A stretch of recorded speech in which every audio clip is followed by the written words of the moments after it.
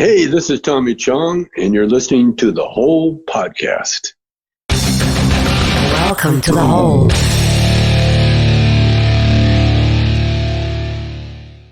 Welcome to The Whole. I am Rob Sprantz. And I'm Lori Levine. And we are joined by Constantine Maroulis, and I am very excited. He's already jamming out for us. How's it going, Constantine? It's going well. Thank you both for having me. I hope you and your families are safe, during these crazy few months, but it's just so nice to have a little distraction and be with you tonight. I got Static with me here live from the Noise Room studio in North Haledon, New Jersey. So perfect name for a studio. Perfect name. So are you writing a lot of stuff while you're kind of quarantined and hanging out? I mean, I got to think, for a creative guy, your mind's going crazy right now. It certainly is, and I have a new record out, but I never stop writing. I'm always trying to better my craft and work on stuff every single day. So for sure, we're writing. We're working on a bunch of different projects, and we've stayed very productive through this stay at home and through this pandemic so far. So it's been a crazy and surreal time for sure. But oddly enough, staying very busy. Yes. Yeah. Well, I've been playing this album. Your new album, Until I'm Wanted, is out now. And I've been playing it like crazy. It's really good. And I am so jealous of your ability to sing. It disgusts me. I didn't realize it was as good until he was just warming up. Oh my God. Yeah. I mean, but like at one point, cause I'm also doing stuff and I'm preparing. So I just had it playing in the background, and I'm like, man, this guy just is always just right on with his voice, and it's driving me crazy. And as somebody who, wants to, I have guitars and I was in a band a long time ago and stuff. And I want to talk about that because I know you were on that New York rock scene for a while, probably around the same time as I was. I think you're about 5 years younger than me or so. So, but it really sucks. So we can talk about what that's like. So you're 30. Yeah, exactly. I'm 30, right? Exactly. You're 25 going on 26. Totally. So, but the record is great. It really, really is good. And I was happy because, there are times where, I'll have a guest on and I'm like, all right, it's, it's not that great. It's okay. But I was like, wow, this is a really good record. And I know you're going to play some clips, some songs rather, from it.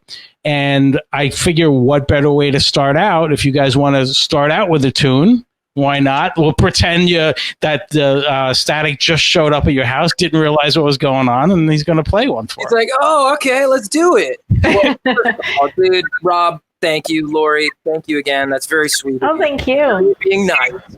But yes, we're so excited about the record, and we have some great news about it. We'll get to in a little bit.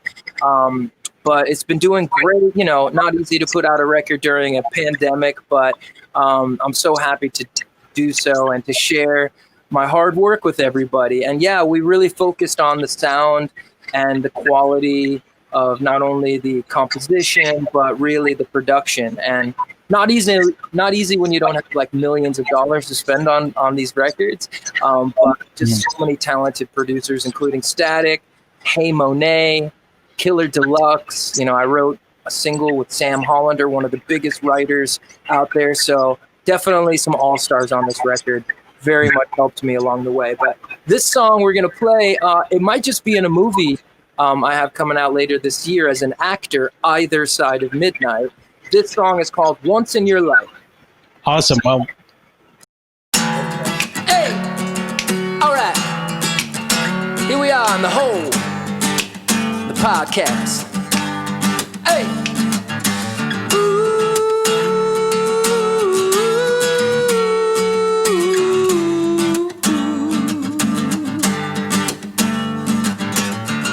The city lights on fire tonight. She's calling. The city streets don't put up a fight when you're falling. And I've been falling hard. Oh, these are the times of our lives. time is running out. Oh, simple but tragic designs. Oh, pulling me back under the water. How much longer till we have to face it? The truth is coming like a storm for once in your life. Believe it. For once in your life, stop deceiving yourself as we learn to say goodbye to the ghosts we left behind. Let the memories decide. You can't bury yourself for once in your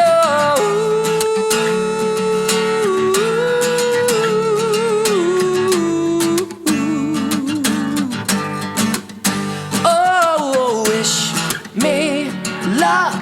I've had enough of this pouring rain.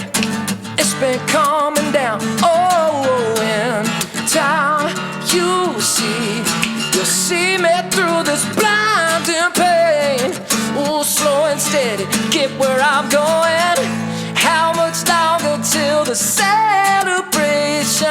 Yeah, the truth is coming like a storm for once in your life. Believe it. For once in your life, stop deceiving yourself as we learn to say goodbye to the ghosts we left behind. Let the memories decide. You can't bury yourself for once in your life. That's right. Ooh, once in your life. Oh, it's pulling me back under the water.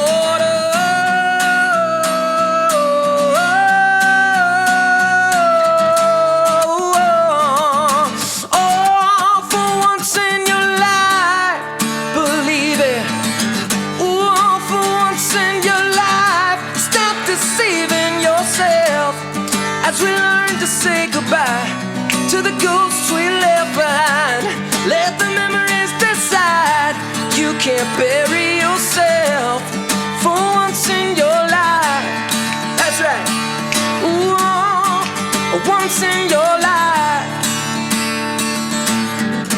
These are the times of our lives.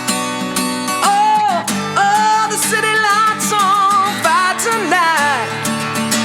Ooh, for once in your life. Man, that was so good. That was ridiculous. Awesome. So cool. So cool. The comments are already coming. Huh? Yes, let's give it up for Static. Good job, Static. There. Thank you. The comments are already coming in. Of course, from all hot chicks, of course. So there's a couple. So obviously, you know, as much as you, I guess in the genes, you're a little talent. You have talent in you. You have to get it out. So, you know, for you to get to that point, I mean, it has to. How young were you when you started getting into music to begin with? Yeah, you know, I'm the youngest of three. Big Greek family, though. Lots of cousins. An older brother and sister. My brother, Steven Maroulis, is actually quite accomplished. He's had like a prolific sort of underground music career as a vocalist, as a performer, as a writer. He's worked for labels. He's had his own labels, publishing all of this. But definitely, like, we're different, you know? Like, he's kind of more underground and goth, industrial, different sort of alternative kind of bands. But still big into the music. Yeah, for sure. You know, definitely we have different voices, but I probably stole a few of his moves along the way.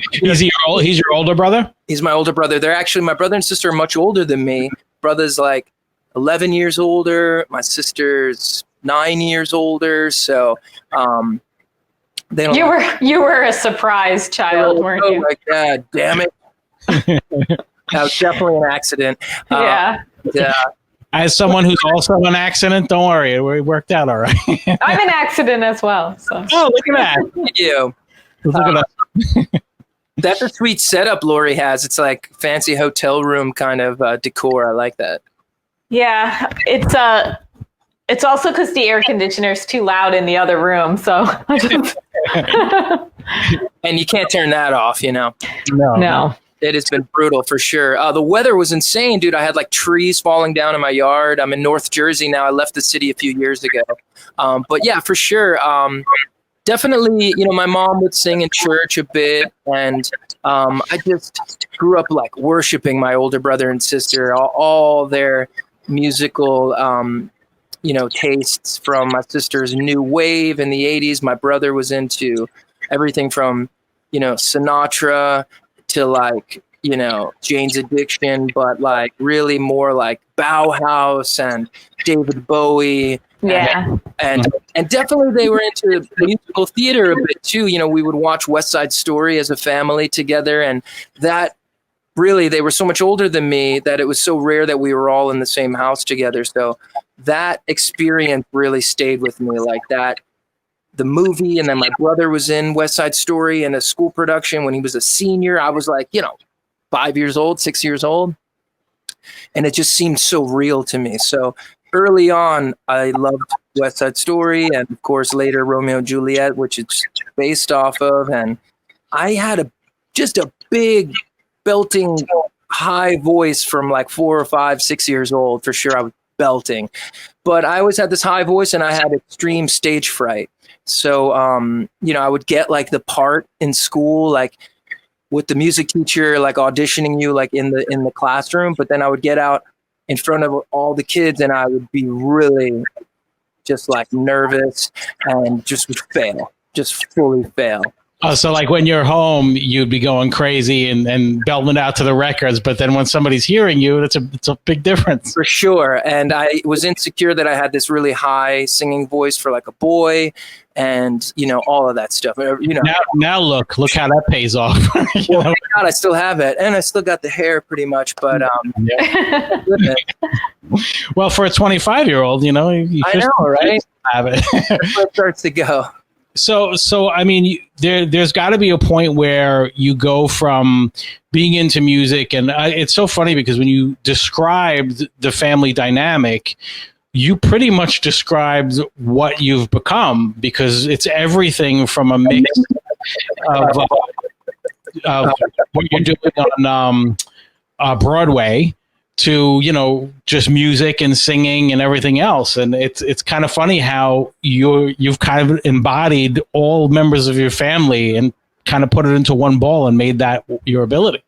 You know, thank you for saying that, because yeah, that's just all I know. You know, I remember my father signed me up for Columbia House with the penny, and I got all of like the hits of the day, but my brother would bring me home like a record or two to listen to. And did they sue you too? Because I think they've sued everyone. I don't think anyone paid the bill.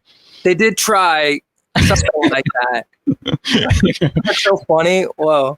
Yeah, for anyone who, you know, if I'm dating myself, you know, I told Constantine beforehand, he's only 25, so he doesn't know this, but Columbia House, you would basically send in a penny, and they would send you 10 CDs or cassettes at the time, which is even worse, and you would get 10 in a box. But then the catch was, every month they would send you a subscription card, and they would say, this is going to be the next cassette that you get. If you don't want it, mark on there and mail it back, knowing damn well most people aren't going to do that. Right. So what wound up happening is you wind up getting a Columbia House bill for like $200. And what was funny is I wound up when I bought this house, they do a very deep dive into your finances, and they brought up the Columbia House. They brought it up and said, you owe Columbia House like $180. You need a letter from them saying that you've paid it off. I had to send them $180 for something I got when I was like maybe 17. Like that much later. This still is it? I don't know if they still exist or not. I mean, how could they? Wait, Rob, can you refinance to see if that's still showing up on your record? Yeah, sure. I'll do that just for a bit. That's a great idea. Oh, man. Those are the days, though, just like playing the tapes and the CDs. And For sure, yeah. And then I would crank, musical. I would crank Jesus Christ Superstar and Chess, which was another sort of rock opera, and of course, The Who and Hair and Godspell and all of those kind of rock and roll shows spoke to me first. And then I started being like, actually, Oklahoma's pretty good. Brigadier, like I kind of like all this shit, and and then I kind of discovered this like legit tenor voice of mine too, and almost kind of classical sound, and later on, after getting through high school and playing in bands and whatnot, I attended a prestigious conservatory for music, Boston Conservatory at Berklee College of Music. But so now you're getting into where you're actually learning music rather than singing. That's the part. See, that's the part where I got lazy. That's the part where I went from, learning, metal riffs and guitar riffs and stuff like that on my guitar. When the time came to actually start reading music and learning and understanding theory, I got lazy. And that's rock guys. That's not what, I don't think Kurt Cobain is going to break down any no, true. Any proficient musicology on you, but nor am I, to be honest. It was just to be able to compete and to work with like the best. It felt like that's what made me better. And then circling back, I always had this voice, but it wasn't really, I had stage fright. I had some good teachers along the way. I had some jerk teachers along the way as well. It wasn't until, I stood in front of like a microphone, like with a band. And even though I was terrible and I was just like, we were singing, like, look, I went to high school in the early 90s. We loved Fish. We loved the Grateful Dead. So all these like rich suburban North Jersey kids were like pretending to be hippies and stuff. But like we loved that music and the classic rock, so we would play and cover all of that stuff. And, it's not really vocally kind of that, but it wasn't until I really stood in front of a band and girls were like, oh, okay. Whoa, this is kind of cool. Let me show you. The defining fact. That's the motivation right there. That's what I didn't have. It's confidence for sure, and then you can develop a bit, of a style and, kind of implement those influences into like the work. And then, you work with way better people, older. I went to a high school that was super competitive academically and athletically, but really supportive of the arts in Franklin Lakes, New Jersey. So when I was like a freshman or sophomore and I was like in the shows, the older kids got all the parts and they were like amazing. Like a bunch of kids have been on Broadway, They might not be Tony nominated stars. That's right. You got to go back and rub it in. I mean, just go back and show your face again. They're awesome. I idolized them all. I was like, whoa, I can't wait to be like a junior or senior and get like a lead in the show, kind of thing.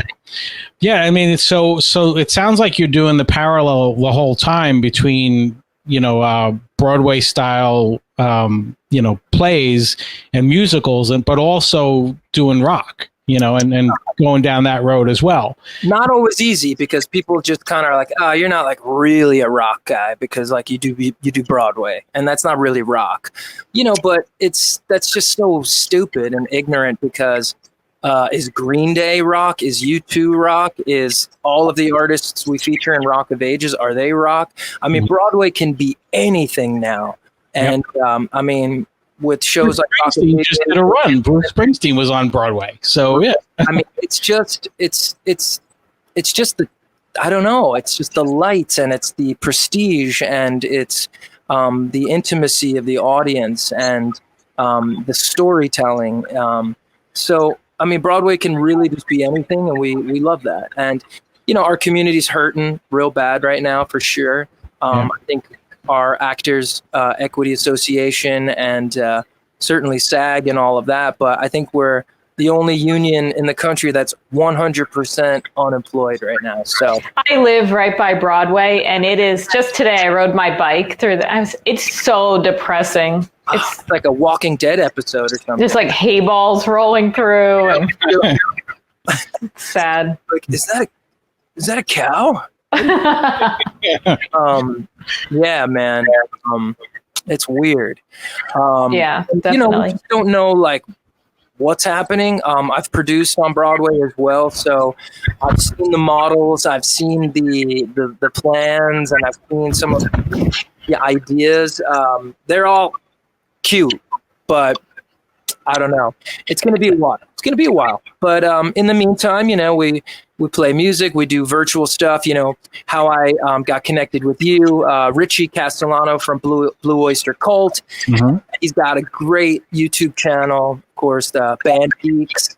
And I did a video with him that was great, a Van Halen thing, and everyone seemed to love that. And he's like, I have a clip of that if you want to hear it. Oh, yeah, let's do it. Let's play it real quick. Hold on 1 second. Let's see. I got it queued up. See how prepared I am, Constantine? This is perfect. Right.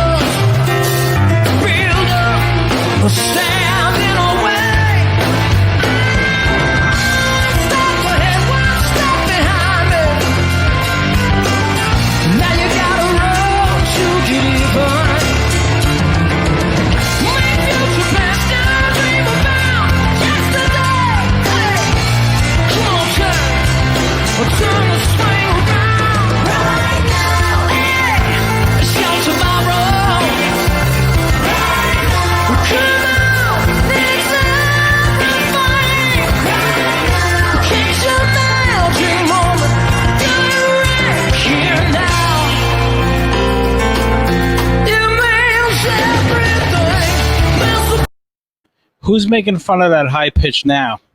Yeah, I mean, you definitely didn't pick an easy one. That's for sure. I was like, oh, and the funny thing is, I love that song.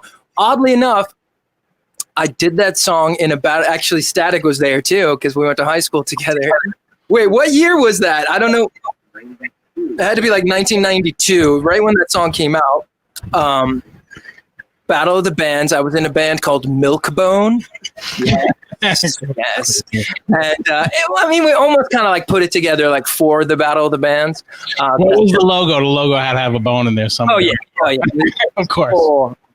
And it had those rock graphics where it was like all these pointed letters and stuff. It was Clara's face. Like straight like cereal box looking doggy snacks. We did that song, and it was, you know, remember the video? It was like such a big deal with like all the sort of messaging about HIV and all of that, and I was just like, I was a fan of early Van Halen, but you know, I was a little young when that came out, you know, so I wasn't like, of course, you know, like Hot for Teacher and stuff and Jump.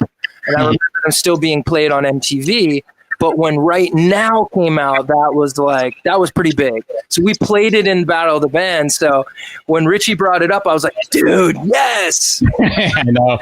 They're so talented too. Well, I'm not 16 anymore. So I was like, oh, can I sing this?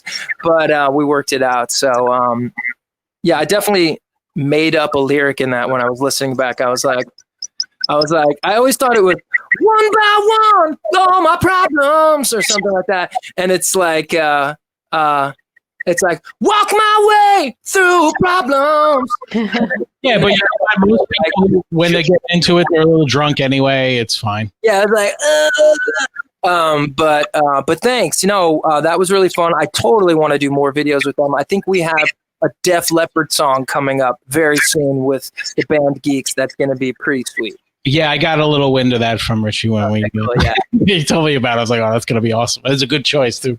One of my story about Def Leppard is that Rock of Ages is named Rock of Ages, of course, kind of, you know, lent from Def Leppard, but in the opening voiceover that starts the show, it's David Coverdale being like, "Turn off your cell phones" and all of this, and he's like, we didn't get the rights to any of the Def Leppard songs, so is that really true? Any Def Leppard, and but of course they put it in the movie when the show became a big hit, so that's the funny thing. But that's awesome. So before I get to the one of the biggest moments where you know where this is going at some point, but so did you do that New York rock scene? Did you like play those 12 o'clock bringer shows as they call them, where they on like Avenue A, and where you show up and they're like, how many people are you bringing while you're still loading equipment in? Absolutely.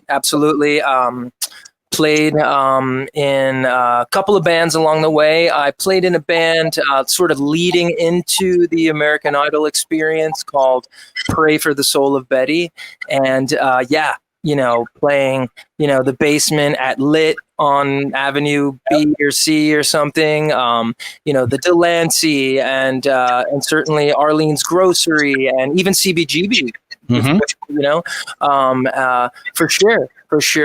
And it was awesome. I mean, those were just, and it's like we came like after so many great moments in the downtown scene. But looking back, it's like, wow, even what we were going through was just so cool, and so many great people. And really, the band scene kind of stayed alive. Static played in Hours for many years, which was a great band led by Jimmy Necco. And I remember seeing them play. And, the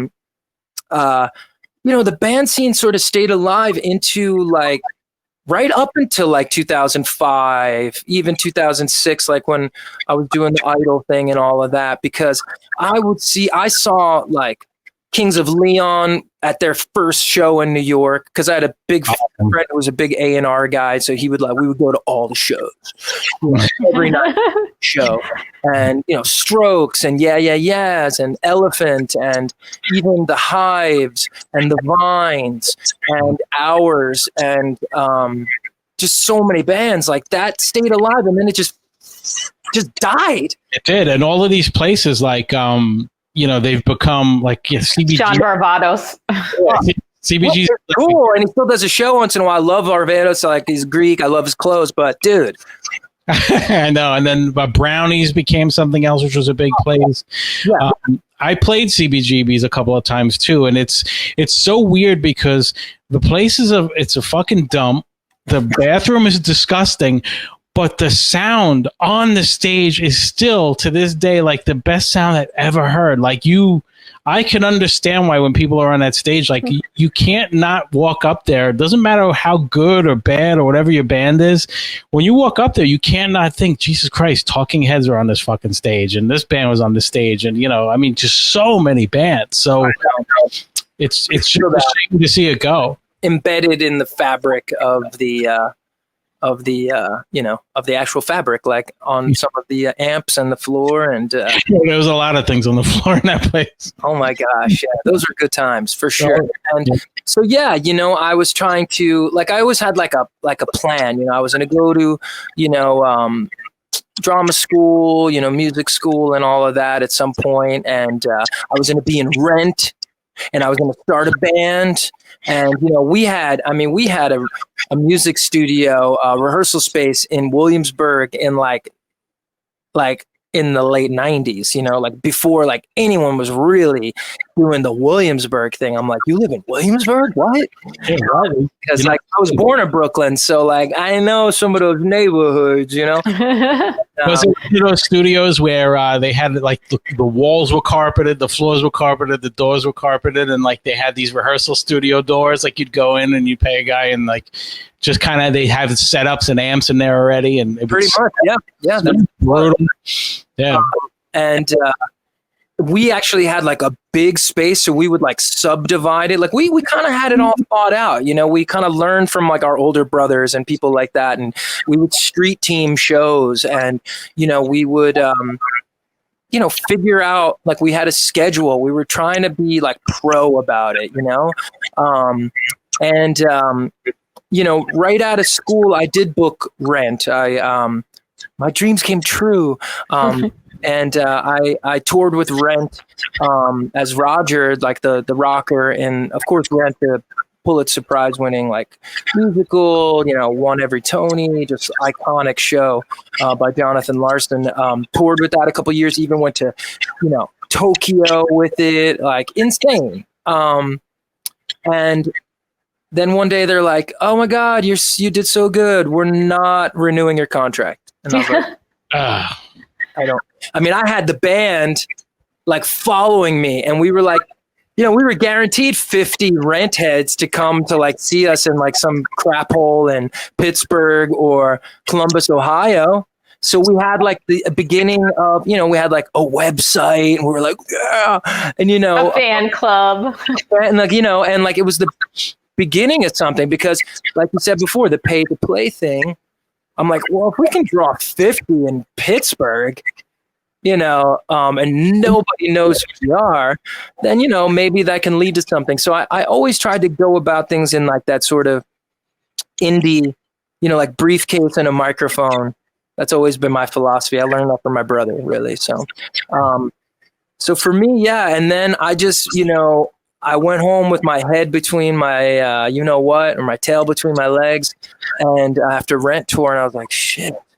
And this girl's like, let's go audition for this show, American Idol. And I was like, all right, let's go. I need a job. Yeah, so this is a big one now. This is where stuff really starts to happen for you. And believe me, touring with Rent is good too. I've never done that, so that's pretty impressive too. That was a good time.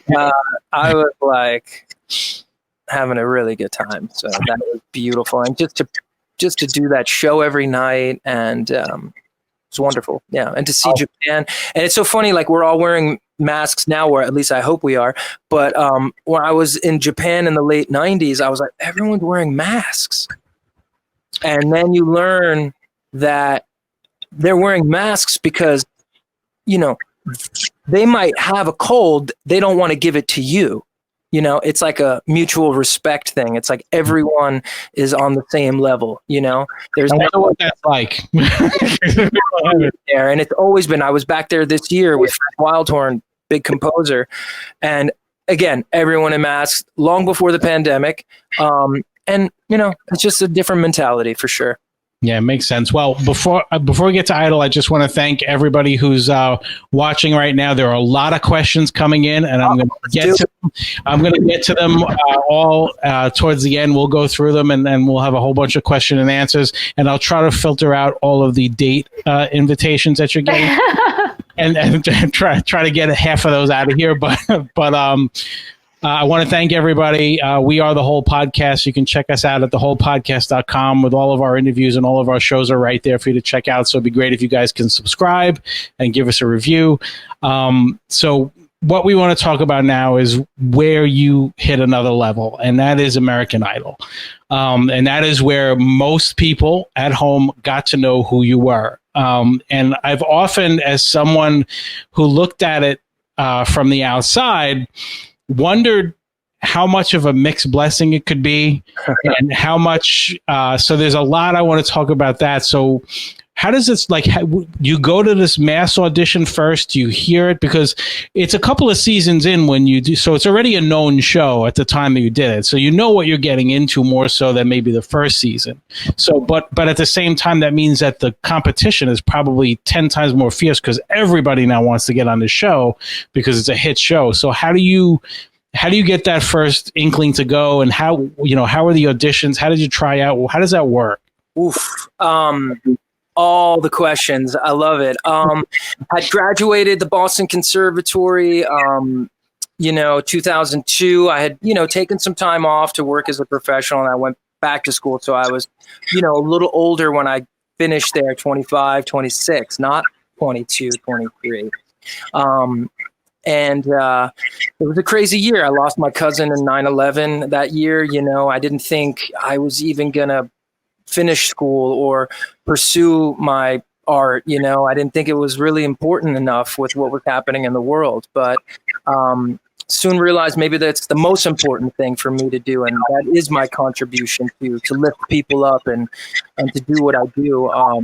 That summer, I was an apprentice at Williamstown. It was a big deal as an actor for me. Booked Rent. Did Rent for a couple of years. Like I told you, I had the big letdown after a couple of years of touring the world and girls and freaking reviews and the best show. They're like, you're not coming back. I'm like, what? But remember, they had 3 seasons. But I was in school, then I was on tour, and you knew what American Idol was, but it's not like I was at home DVRing it. Like, I don't even know if there was putting your vote in. I wasn't like, you know, and I certainly didn't use the internet as the tool clearly as like we do now for information, you know, like that. So I kind of had heard of Justin Guarini and Kelly Clarkson and Fantasia and all of that. But again, I just needed a job. This girl's like, let's go. So I had been taking that Chinatown bus, $10 from you know, downtown Lower East Side to Boston all those years. We took a $10 bus to DC. We showed up a couple of days early. There was already like 25,000 people there. It was nuts. It was like 4 a.m. We got there. 25,000 people there just to audition. Just to audition in one city. Wow. Wow. Now, How could they even, like, it's just shocking that they can find anybody. Like, after the first hour, I would be tuned out. Like, they really had it down. They had it down then. Carrie Underwood, who won my season, you know, I competed with, she was in DC also.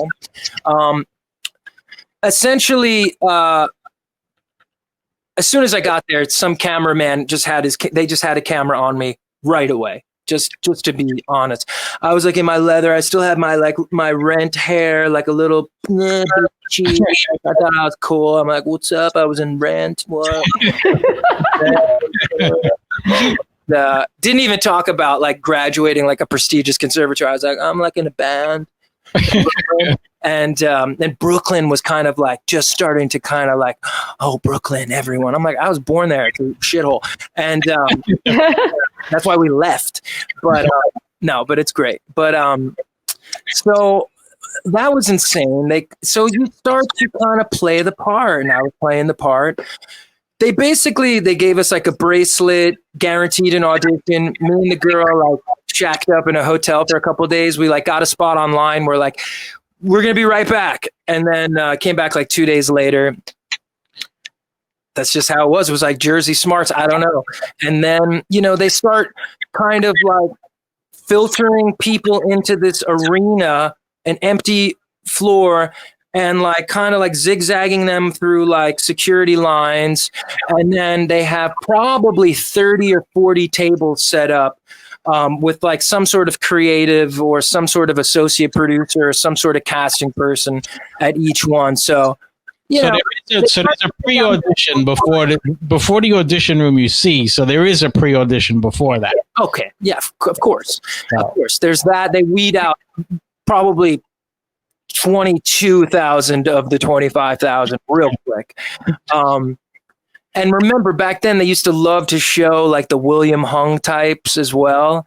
So you have to pick out all your, you know, crazy cats and then people that are maybe the next American Idol. And, you know, it honestly, it was on 3 nights a week. It was like 25 or 30 million people a night watching. It was on, remember, because it would be on for 3 nights. It would be like boys, girls, then the results show. And for months it was on, not like a few weeks now, like it is now. So it was so much big advertising money that they just couldn't really screw it up, you know? Yeah. So do you find out, because on the show, you find out that you're going when you meet the actual judges. Does that really happen, or did you know already before you walked in? No, I didn't know. I think they knew that they maybe wanted me to be a part of it because I had this story that I was like leaving my band and they didn't know I was there. And I was a little older. They had just upped the age range. So I was like 28, turning 29 at that point, you know? And I was like, oh man, they hadn't done that before. In the first 3 seasons, it was like under 24 or something. So you're shaving in between takes. Just if you look at my Idol audition, I look like a baby. So yeah, but I had met the executive producers already. I had met, like you kind of had a vibe that you were. And it's funny, like Mark McGrath from Sugar Ray, he's actually become a buddy. We do this thing called the Band of Merrymakers, a bunch of kind of stars. We do this thing for Music Cares every Christmas holiday. We do like Christmas songs and stuff. And he was a guest judge in my audition. So it was Paula, Randy, Simon, and Mark McGrath. Mm-hmm. And he kind of saved my ass, actually. Although Paula, Randy, and Mark. So I was already in. I had 3, and Simon was like, no. Oh, so he said something like, I wouldn't want you to be my neighbor. And I was like, I think they're already painting like I'm the bad boy rocker, but maybe I'm like kind of good too. So maybe he was setting it up. Maybe he knew already beforehand. Yeah, probably. Right, exactly. But at least Mark knows rock, right? Mark was like, I think all the chicks out there are going to dig this guy. And he was like totally giving that whole thing. Yeah, they tried to confirm that too. He's like the same guy. And it was just an incredible experience. I mean,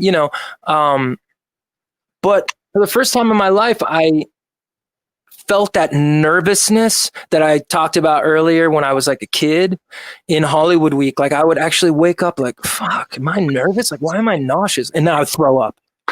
It was because they were keeping you up all night, doing all that crazy shit.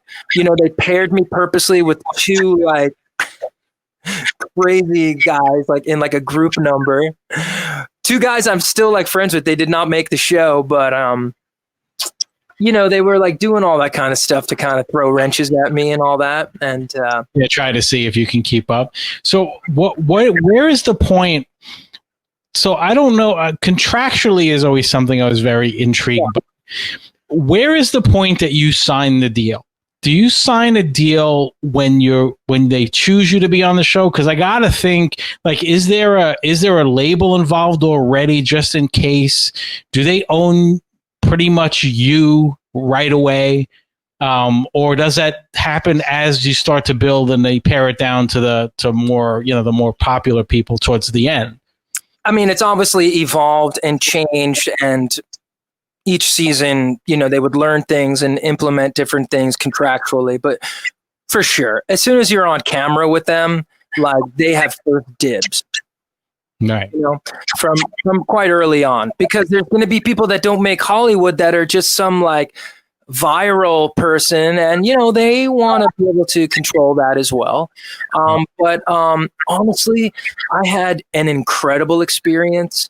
I waved the Idol flag. Like, if someone's going to give me an opportunity to go on television in front of 1 billion people, like I want to work with you anyhow. They're in a better position to have me succeed or build a path to success anyhow. But it wasn't really like you sign a record deal, but you don't really sign a record deal / management 360 kind of deal till like top 24. Okay, so they do come back to you at that point. Yeah, they kind of come back. They kind of like rip up the old thing, and then like, okay, here's the new thing, and then there's even stuff as you whittle it down, top 12, top 6, whatnot. I always wondered, right, to like because I fell off the show. I'd never been in the bottom 3. I was, everyone's like, it's going to be Constantine and Carrie Underwood. I was hearing I was getting, just under the voting for her, like millions of votes, and then one week I just free falled off the show, and it was awesome for like ratings, and people were like, what, and all this. And I'm convinced that like ABC was running like the Dateline thing about Paula Abdul like sleeping with contestants and stuff. So I was convinced that they threw up like a Trumpian it was like early Trumpian just smoke screen there, and like all politicians really, and I just think it changed like the narrative from that, which was a big story, like her kind of like maybe banging some contestants. But you know what, if I just like got second place, it wouldn't have been as like interesting as me kind of like, falling off the show a little early and people being like, no, he was robbed, and all that. So, well, in a way, I do think that's the case. And look, you don't want to put down anybody or put one person against another, but I know who the other finalist was besides Carrie. And I mean, it was the other rock guy with nowhere near the voice that you had, nowhere near it. And but it was like, they were building a story, and Bo's great. And, we've sort of been like, we go from like being like besties to like rivals all the time. I even did a bunch of shows last summer with some idols in the Caribbean, like this whole residency, like at these hard rock properties.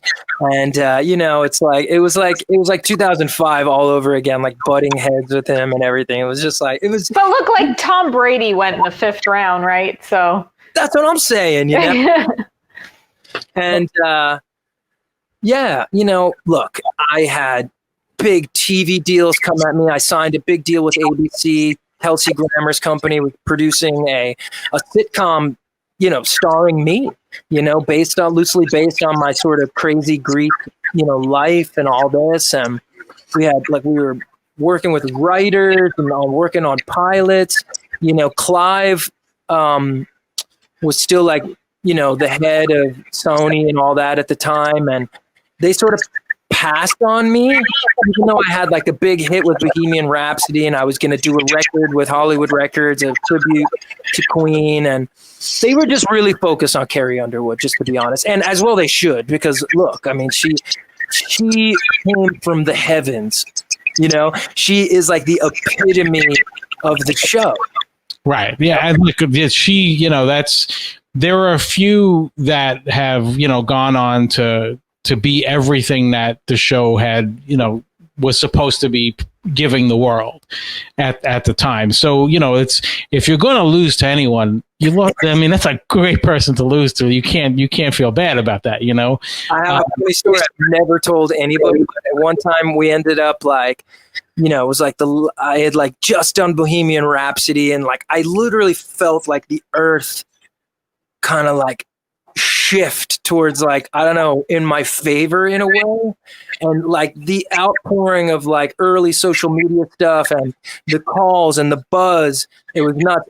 I ended up, we take like this elevator down to the stage or whatever, and it ended up not a security guard in the elevator with us, and it was me, Bo, and Carrie. And I was like, the top 3 right here. What's up? We all kind of giggled about it, and then I was like eliminated like a week later. Well, and in just to the prophecy of the curse, the Nickelback curse. That was the last track that you did. He did a Nickelback song. I got screwed. I was all. Now remember, back then it was still hard to clear songs. Like I did the Aerosmith song as my audition, and they're like, yeah, it's pretty good, Aerosmith. And they were like, you can only have a one-time use of it. They were never allowed to show my audition again. I wasn't allowed to perform the full song like as one of my songs on the show. I kept wanting to do like Journey, Bon Jovi, all the stuff that was like big, like boom, It was not cleared. So I always had to find these nuggets like Partridge Family, I Can't Make You Love Me, a Bonnie Raitt song. Now you get to pick the songs, though. They don't steer you. They give you a list, or it was thematic there. Like, so they had like these themes and stuff. But okay, so the week I was eliminated, it was actually kind of cool because it was like current songs that were on the charts. And I was like, oh, I got to do Beautiful Day by U2. Oh, yeah. and I had like the whole thing sussed out with like the lighting, like the silhouette I wanted to do, and like, you know, that touch me, take me to that higher place, you know, like fucking shredded, like the day or two before they're like pulled the rights on me, and I was like, and I just look and I was like, well, Nickelback is kind of like a rock song. Turned out that was like a hard song because I never really dug in. I thought I was fine. The intervals in that song, I've been wrong, I've been down, been through the bottle of every bottle. Not any, and it didn't go anywhere. It just was like,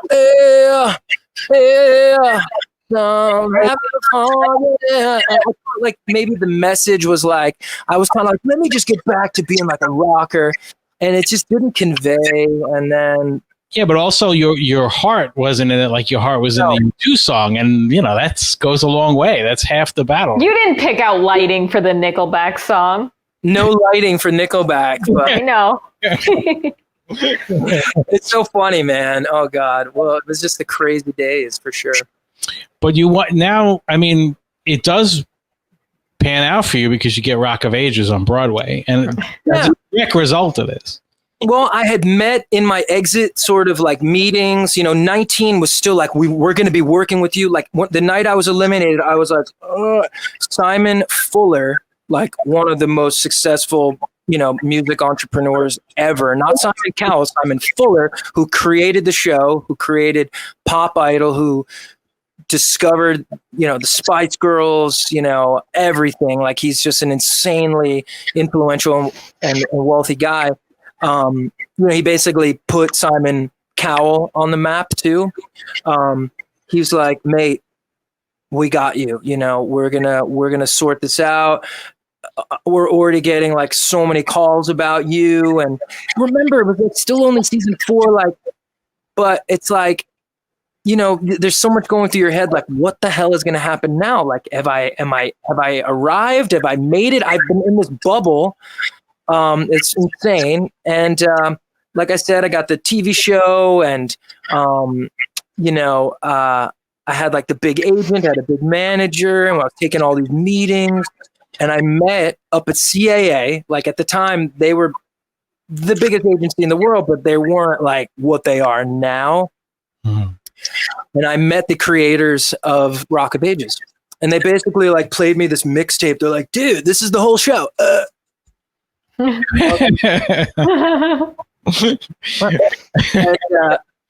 I was like, this is amazing. They wanted me to like go to Vegas and try it out.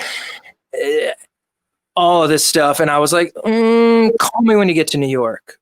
Right. Yeah, it makes sense. So then I made the rounds of all these Broadway shows. I went to the opening nights of Spring Awakening and The Wedding Singer and The Drowsy Chaperone. And people were like, oh, Constantine, he was in Rent. I got an offer to be in Rent.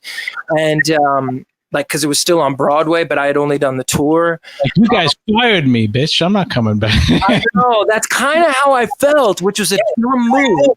Because I feel like Jeffrey Stellers still remembers that, and he then later he's like the producer of Hamilton, and like anyway, I did feel a little scorned. So I've made some dumb moves along the way for sure.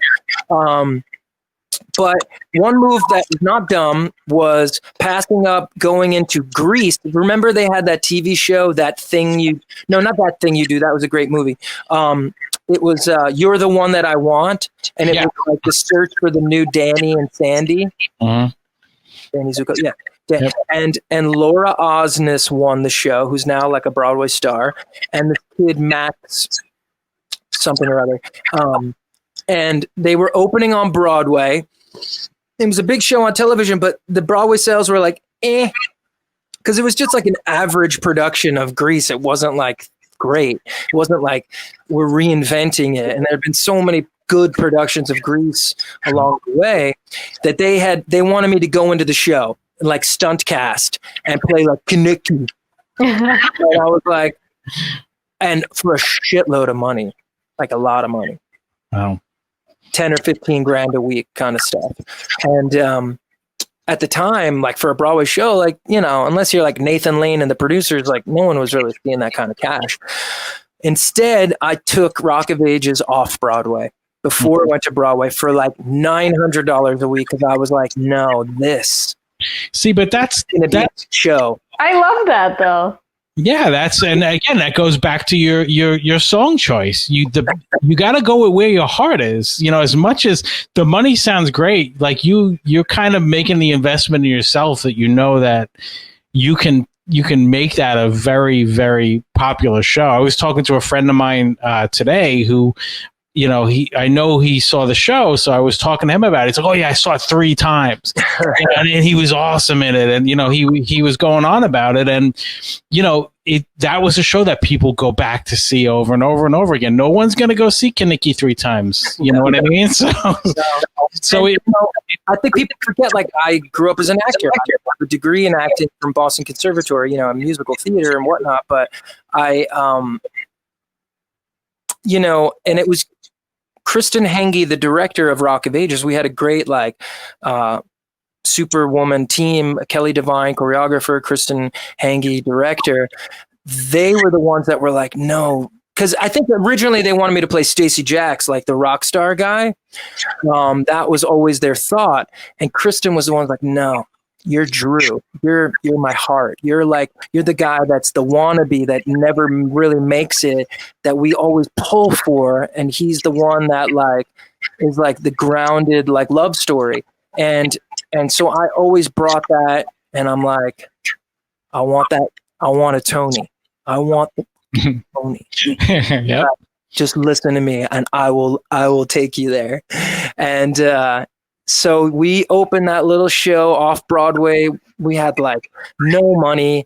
We opened it like after a couple of weeks of rehearsals, and I mean, we were like rewriting it in the room. Like everybody was contributing, you know.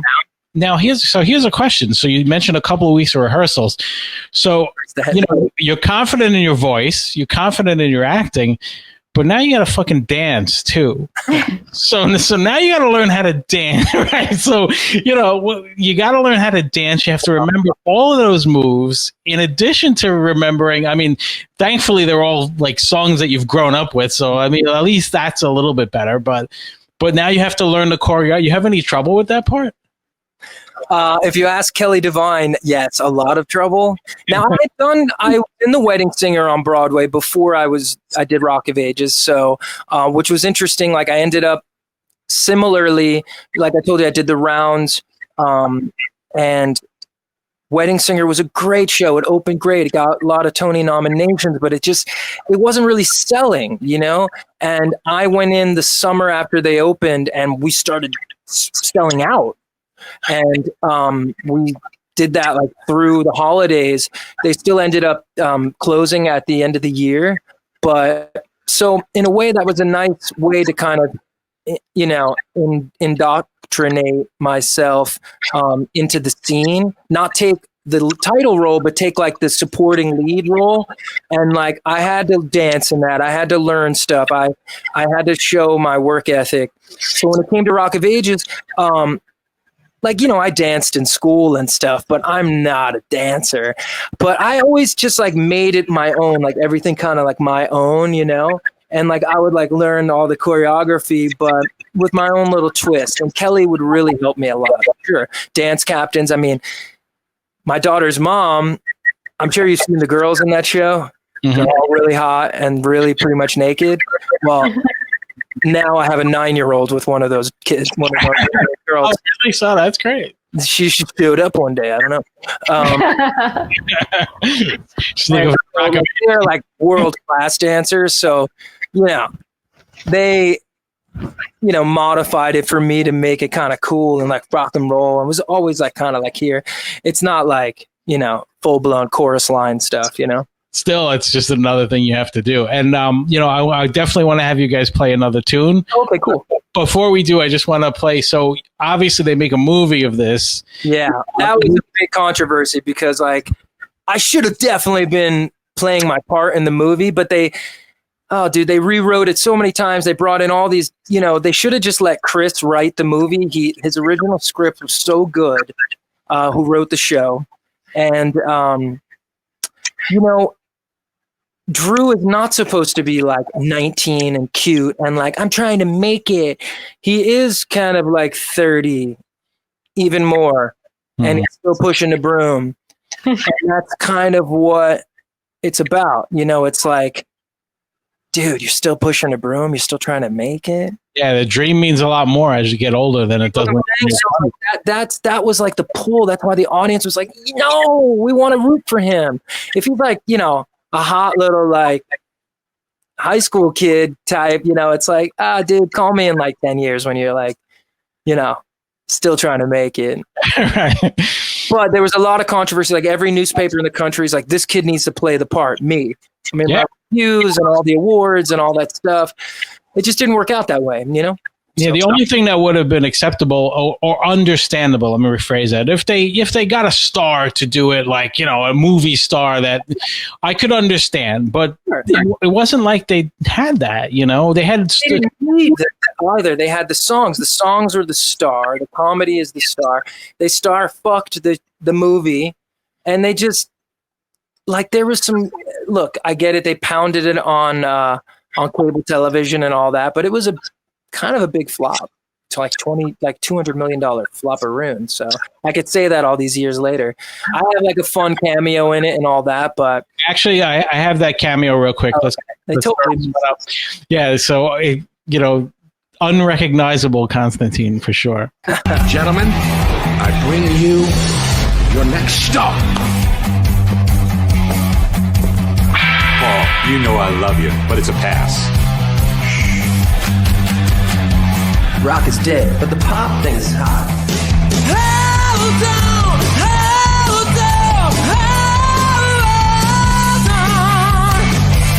on. Does he rap?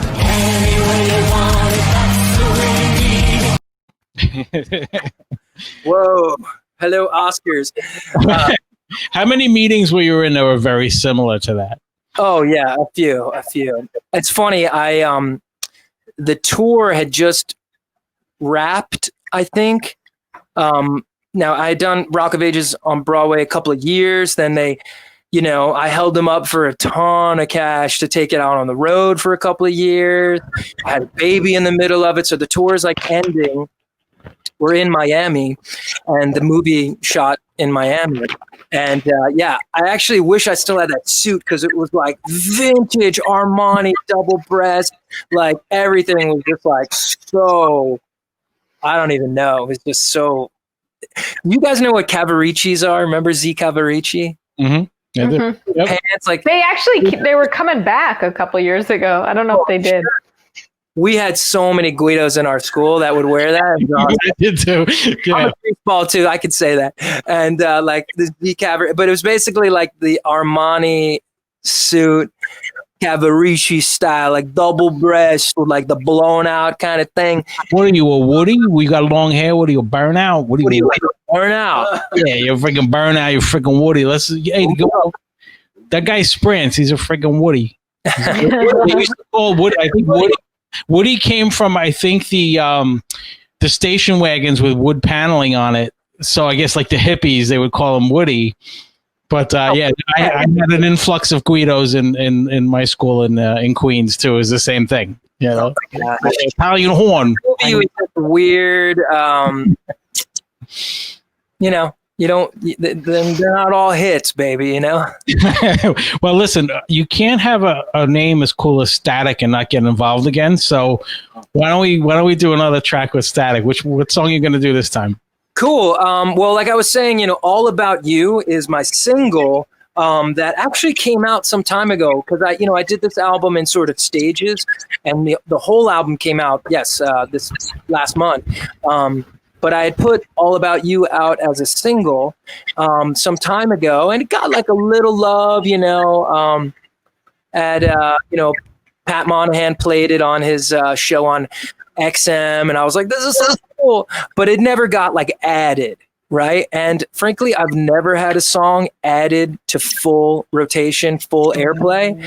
And we just got word that All About You, my single, like I said, is getting added to the rotation at Sirius XM. So we are just like I'm like out of my mind. I'm 44 years old, by the way.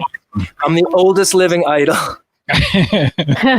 Oldest ever. And to have a song, I don't know, added to radio, it's just crazy. So we could play that, or we could play something fresh. He's like teasing it. No, here, this one. Okay, cool.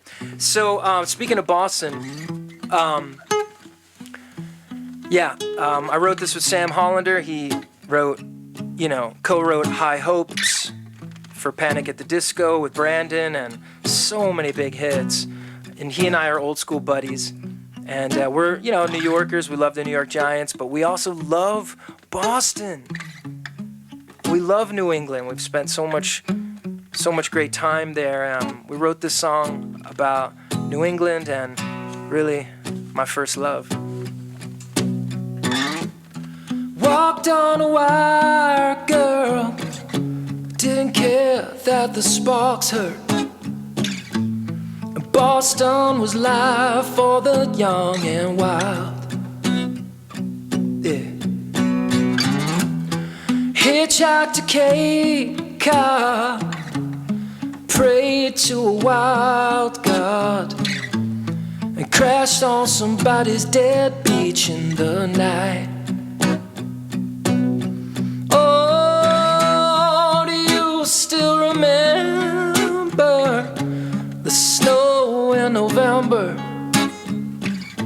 My car breaking down along I-95, little darling, and all about you was all that I was. My everything, my 22. Ooh, I keep holding on to all the love we lost. I'd give anything if you needed me to. Ooh, still all about you.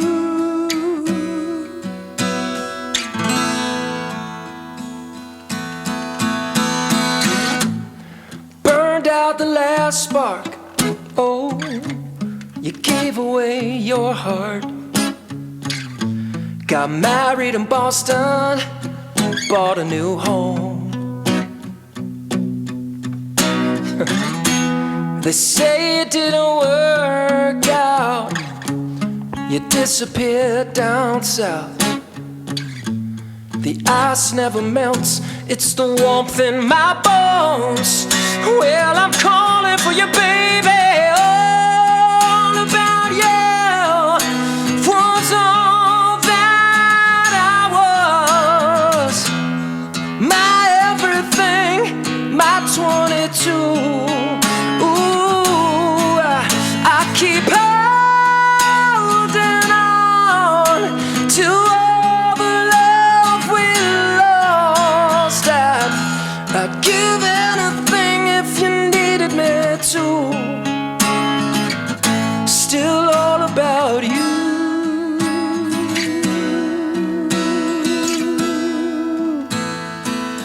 Oh, I'm all about you.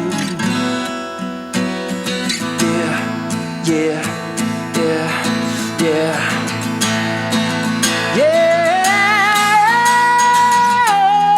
All about you was all that I was. My everything, my 22. Ooh, I keep holding on to all the love we lost. I'd give anything if you needed me to. I'm still all about you.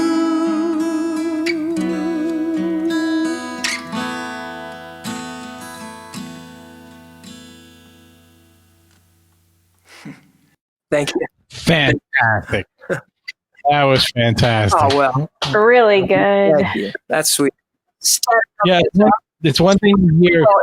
Yeah, Yeah, I know you have a lot of like amazing musicians, and artists probably checking out your show, like, this guy does everything: production, recording. You have a song, you have a band, you want to write a song, you want to record a demo, you want to do a record. Static is Noise. Check it out. What is give it a plug. Come on in, Static. What's the website or something? The website is staticisnoise.com. Staticisnoise.com. And it's got the whole shebang, all the social media. You can book an appointment, you can, consult.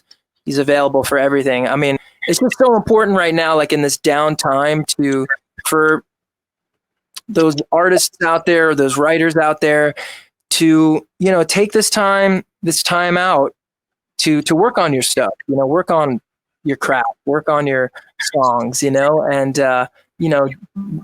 build content, because there ain't much else to do right now, so for sure. But I'm glad you guys dug the tune. It's way better on the record. Yep. So once more, so where do people go to get it? I know you can get it on pretty much every place that you can stream or you can listen to, but they can also go to your website, ConstantineMaroulis.com. Yeah, if you're interested in like a physical copy, and I've been signing them. I've even been giving a free copy of my first record in the order. People seem to like to have both of them and all that and stuff. So ConstantineMaroulis.com right now, you can pick up physical copies. They've been flying, which is cool. Like doing the fulfillment myself, and the guys at the label, they're like, oh, we're like doing packages and stuff. It's kind of awesome. And certainly it's on the whole record, and all the singles are streaming on Spotify, Google Play, Apple Music. It's going to be all over Sirius XM, I think this week. So I'm just it's crazy time for sure. Wait, Constantine, real quick, can you tell us what it's like to be on tour with Steven Adler?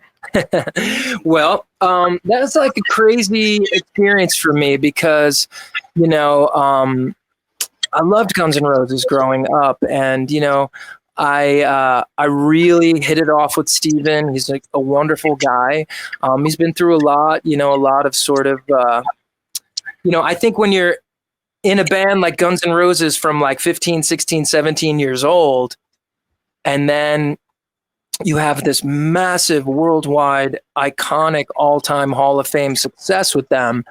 And then it's sort of pulled out from under you. Like, it's hard to just have like a normal life thereafter, I think. I got that call, and we hit it off, and I helped him put together an incredible band. We played these, LA shows. We went on a tour in Australia. It was just fire. Total fire. And I just think that, Steven's got some things to work on still,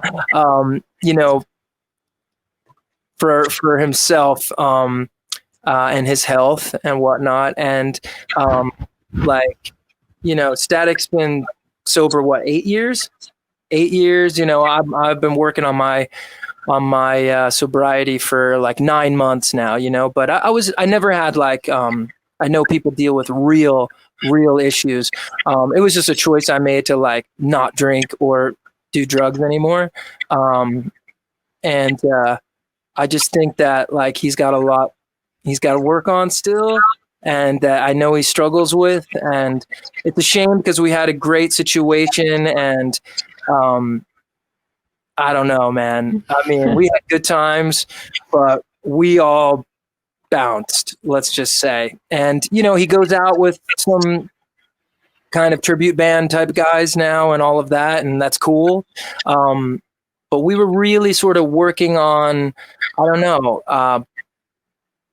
rebranding his story and the redemption story. And I thought that I was a really good influence on him, to be honest. And like, I got along with his family really well. And his brother is a big time talent manager. They don't speak anymore either. It's just tough, man. It's tough. Sad. Yeah, it's sad. And it's not, it's sad. I'm telling you, he like stabbed himself or something last year. No, I don't know if you read that, but when we were on stage, like slaying, like there was, and I know he's like, he forgot the verses, called them on. I'm like, that did not ever happen. I remember we got to Australia and we had this sick tour, and we met up with Steel Panther there, and it was just like we were playing with them. It was like ridiculous. Oh my god! And I remember seeing Steel Panther as Metal School, Metal Shop, even like so long ago, like the Piper Room. I mean, come on, like it was just, and they're just massive now, and the best guys. And like, I remember. My thing with my voice, I can go. I do 8 shows a week. I never miss shows. But if my voice doesn't sleep, I'm a little screwed because I have this big belting voice that needs to kind of sleep at some point, right? Like it needs a good 7 hours, 8 hours. So we flew to Australia. We hit the ground running. There was no time to catch up on. And jet lag just fucks me up for some reason. Excuse my French. Although that's not even French. And like we ended up doing like 5 shows in a row, and by the 5th show, my voice was just like shut. Yeah. And I'm like taking handfuls of like prednisone, and like I remember like maybe getting like a bad notice, or someone said like, "Oh, his voice is gone," and I was like, "Yeah, no shit." Yeah. Because nobody does that kind of schedule on a rock show like that after traveling. Bands do like 2 shows a week now. It's like nothing. And, so I don't know if that like stayed in his I don't know. Like I just think that he can't have nice things. Yeah. There's just something. It was going to be such a good situation, like touring. And I'm talking way so much shit about this right now. I didn't think I was going to, but you know what? It's nice to get this out. Like honestly, like we played some, like when Tom Morello like tweets out, Constantine fucking Maroulis, fucking rock this show. Because amazing. Carl Restivo plays with Tom, and Tom came to all of our LA shows. Like we were hanging out. Like he was like, dude, you were fucking amazing. Like those songs have never been sung like that. I don't know. I don't need any other validation besides Tom Morello telling, so right. It was just like, would have been so lucrative really for all of us. I just think like I don't know, maybe he wanted to be out front singing the songs. I don't know. I just think when somebody has demons like that, it's nobody's fault. The demon just takes over, and you're right about what happened to him, the amount of success and how fast it came. That's something that is really, really hard to let go. You use the phrase pulling the rug from under you. It's like, famous ball players or so, they're used to having stadiums chant their name, night in and night out. And all of a sudden, by no fault of your own, you hit a certain age and that's that. And you have to walk away.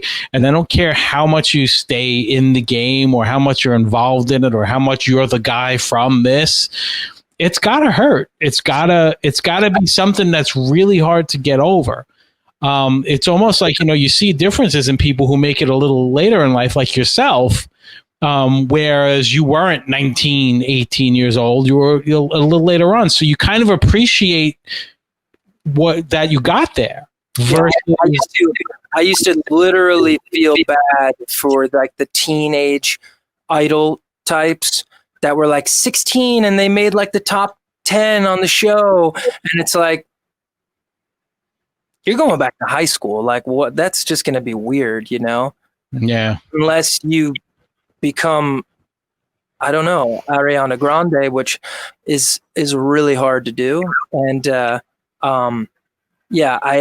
liked that. I was like halfway through my life already, basically. I was like, okay, I'm already. So everything else is just gravy. Yeah, absolutely. You could tell the difference in it, I said that I would throw some questions up. Oh yeah, let's do it. Rapid fire. We'll rock it. Yeah, I'm just trying to get through all the heart emojis. So give me. So let's see what we have here. A lot of people were commenting on things like, can't wait to hear that Def Leppard cover. is one for sure. I don't know. Do you know what this is? The Freeze Your Ass Off tour? I think so. That was okay. So after the whole Idol thing, I went back to my band and I was very loyal to them. And I did a tour rather than my own tour. I did a tour with the band against everybody's better judgment. Everybody. And I split everything evenly with them. The old band, Pray for the Soul of Betty. And we did like some kind of winter frozen tundra tour. We had like, the tour bus, and it was like January, February. And it was just one of those insanely snowy years, like playing all the big Midwest cities, like Pittsburgh, Cleveland, Chicago, like it was just nuts. So I think that's what she's talking about. Well, she's from Pittsburgh, so probably. Yeah. Right. Hey, look, even Static got some love. Wow, I never knew Static played with Jimmy Necco and Ours. I love them. So cool. So they're really cool. Jimmy is some singer, man. I mean, for sure.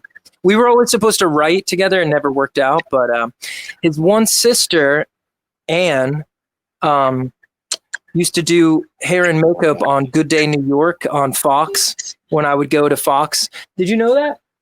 Oh, yeah. Yeah, she, I don't know what their vibe is like, but yeah, she's like, my brother Jimmy. So. Bizarre one, but what the hell? Hey, Constantine, saw you on Bumble. Are you single and ready to mingle? Well, I haven't been on Bumble in a very, very, very long time. So, one's catfishing. It might be, yeah. I might be getting. Maybe there's an imposter, which is cool. But and I used to get catfish on those sites, and like you did, like some girl, like it was like some girl that like looks like Lori. And like hot and all this. And then she's like, like 2 sentences in, she's like, can you send me, a dick pic? And you're like, wait, what? This just took a weird turn. I thought you were going to say, and then she's like, can you send me $2,000? Well, there's that too. No, but I'm convinced that there's like guys on there that like try to like poach women. And so they can. That was me, Constantine. And they want to see the souvlaki. I don't know what it is. You still owe me. Just leave out the tzatziki sauce. I don't need any of that. All right. Let's see what else we got. Very nice. No Coke, Pepsi. Let's see. Yes, a lot of people just like so many comments on when you were playing and how great the performance was, and it really was. Yeah, his people loving celebrating the fact that you're going to be in airplay, which is fantastic. And here's one last one: if the world survives, any chance you will come to California? Of course, I love California. I have a 310 cell phone number. I still have the same cell phone number that we got when they issued us like singular wireless phones, American Idol. That's cool. You kept it with you. Oh, I kept it. And I honestly was like, can I keep this? And I'm like, yeah, keep it. Like 2 years later, someone's like, we're going to turn up your bill. Cause I just had like a free phone for a while. I could just slip through the cracks. And they're like, you owe us like all this money or we're taking and I was like, oh, I was with them for like $1,500 or something. So I was like, I want to just keep this number. Can I keep this number? Because it's really hard to get a 310, very hard. And that's like a Beverly Hills. And it's like in New York to get like a 212, like you can't get it anymore. But now that people are dying off, there's 212s pop up. The numbers might open up again. Yeah. I think there's even 212 cell phones now, but you used to not be able to get like even a 917, it was hard. But 310 is like, that's like my little toe in California. So I love California. I got a lot of love for California. My daughter, her mom is from the West Coast. So, yeah. That's awesome. Well, I can't thank you enough. This was fantastic. It was great to talk to you, and we'll definitely get the word out on the record for sure. Everybody needs to go check that out. The record's so great. Yep. You're great, Lori Levine. Now, if you fine. It's Levine. Whatever, however you want to say it. But were they ever like Levine? They actually, when I went to St. Louis, they said that. But I don't correct anybody. I'm cool with whatever. I'm like, I do. I very much. Why? Because when I moved from Brooklyn to New Jersey, 5 years old, started school here, they were like, Constantine